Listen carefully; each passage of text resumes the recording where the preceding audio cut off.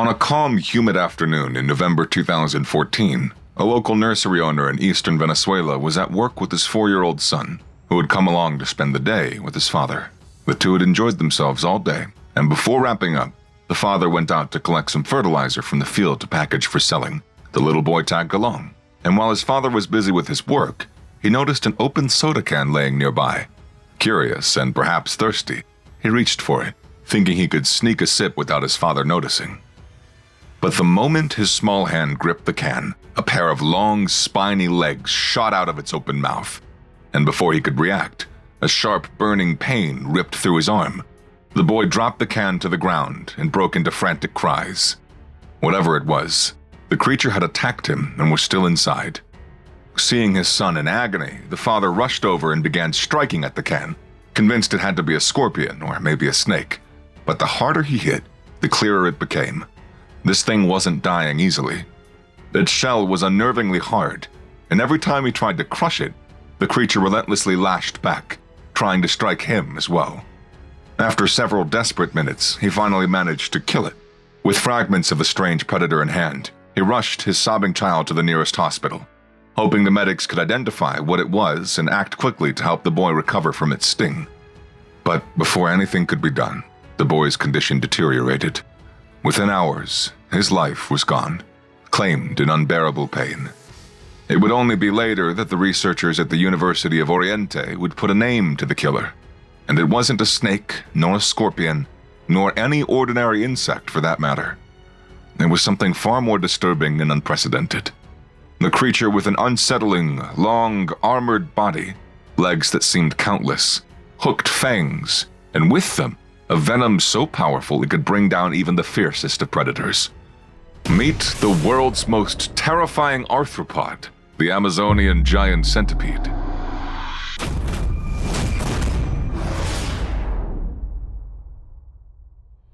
This Venezuelan cave is sunk into total darkness as the sun went down, and inside, a silent showdown between two blind predators is about to unfold.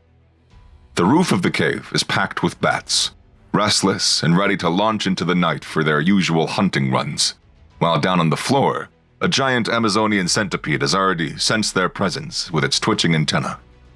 The creepy, sightless insect crawls with an unsettling precision, scaling the cave wall all the way up to the roof. There, it hooks its last 2 pairs of legs into the stone and lets the rest of its armored body dangle downward. It's a calculated setup, as its antennae have picked out the exact spot where most of the bats are streaming out. From that vantage point, it doesn't take long.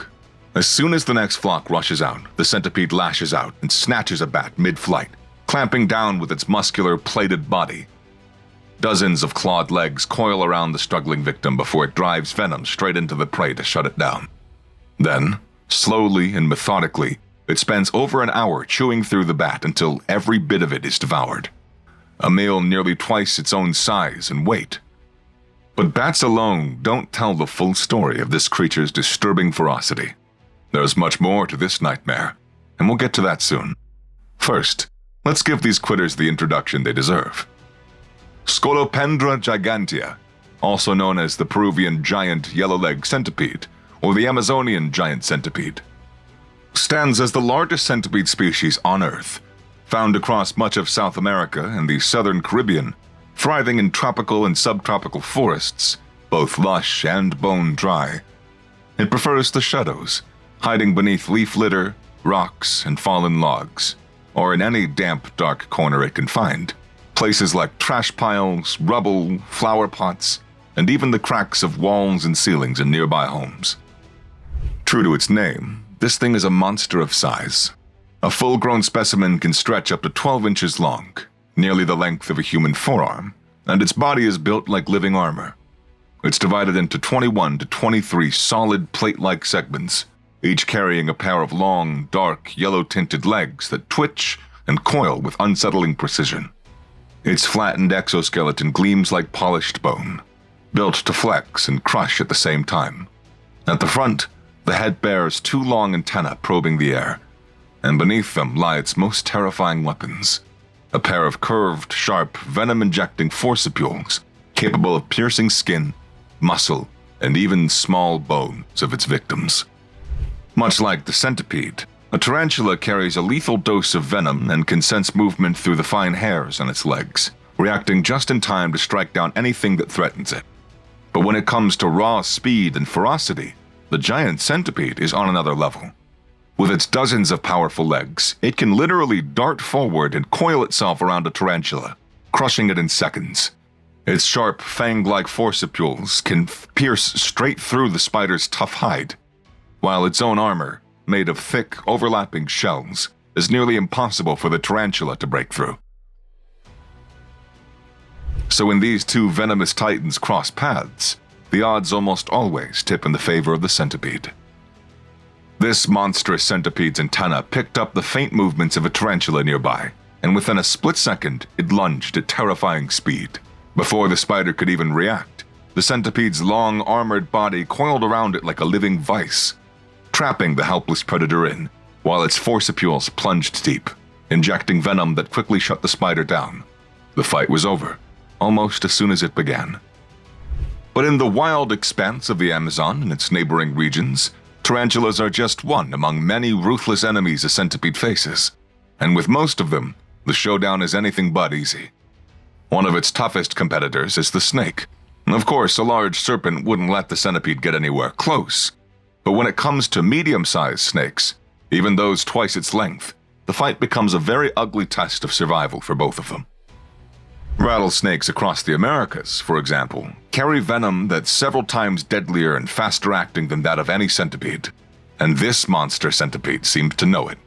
Locked in a brutal struggle with the snake, the centipede positions itself close to the snake, cutting off the reptile's ability to strike properly. Its hooked legs twist and coil around the snake's body like a tightening noose, holding it in place. Every time its venomous fangs pierce the flesh, the snake thrashes violently in pain. But the centipede doesn't let it go. It bites again and again, each strike driving more venom into its opponent. As the savage fight drags on, the enraged snake lashes out repeatedly, whipping its body and snapping in desperate defense. But again, it can't land a clean hit. Its fangs strike nothing but air while the centipede's claws tear through its scales.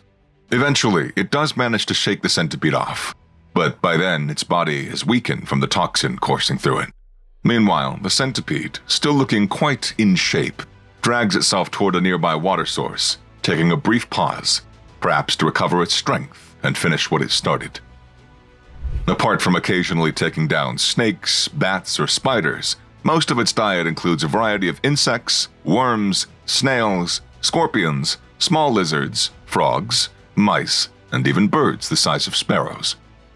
It uses pretty much the same tactic on everything, catching its prey with sheer strength, trapping it between its legs, and delivering one or several venom-loaded bites until the victim is paralyzed and lifeless. On the other hand, when things turn against it, say it crosses paths with a larger predator like a mammal, a bird, or a reptile, it fights back just as viciously. The same venomous bite comes into play, followed by violent writhing and coiling to break free, and if all else fails, it can even rip off a few of its own body segments to distract the attacker and escape. That self-shedding, though, isn't just survival, it's part of its growth. Like other arthropods, its hard shell doesn't grow with the body, so every few weeks it has to rip out of its old skin and form a new one that's bigger, tougher, and thicker than before. And because it's every bit as twisted as it looks, it sometimes turns around and eats that shedded skin right after. But not just the skin. A mother centipede can even devour her own kids if she feels threatened or can't find enough food to satisfy her endless hunger. The males of the species don't have reproductive organs, so they create a small protein capsule of sperm, called a spermatophore, and leave it somewhere for the female to pick up and fertilize herself. Once she's done, she lays anywhere from 10 to 60 eggs inside a burrow, curls her body around them, and keeps them clean by licking them, protecting them from fungi and predators as well. When the eggs hatch, the newborns, called neonates, are tiny, pale versions of their parents, slimy and soft, with fewer body segments and legs. As they grow, their outer skin hardens into armor, and they keep shedding it several times throughout their lives, eventually reaching the size of a human forearm at the peak of their 10-year lifespan. It's during these lateral early stages that their venom becomes far more complex, turning into a deadly mix of cardio and neurotoxins, along with other active proteins and molecules. In its most potent form, it can trigger a severe allergic reaction known as anaphylaxis, which, if left untreated, can easily be fatal. It's what happened to that 4-year-old son of a nursery owner whose life was cut short after a giant centipede bite. Sadly, he wasn't the only one. Reports of several centipede attacks surface every year, and while most victims survive, some barely do. In 1999, a 28-day-old baby girl was bitten twice in her crib by one of these monsters. Like the previous case, her mother, too, brought the dead centipede to the hospital for identification, and this, for her, worked. After 3 days of brutal treatment, the child somehow pulled through. Despite their deadly nature, these horrific creatures are still kept as exotic pets by thrill seekers who think they can handle them. And as you can probably guess, it does not always go well. These things are aggressive, cannibalistic, and are quick to escape, putting anything nearby, including other pets, at severe risk. But then again, who wouldn't want a venom-loaded, razor-legged panic machine crawling across their living room at 2 a.m. just to test their reflexes? Am I right? Well, there are a few maniacs who actually do. No offense if you're one of them. Anyway, what do you think about these deranged little killers? Let me know in the comments, and as always, I will catch you in the next one.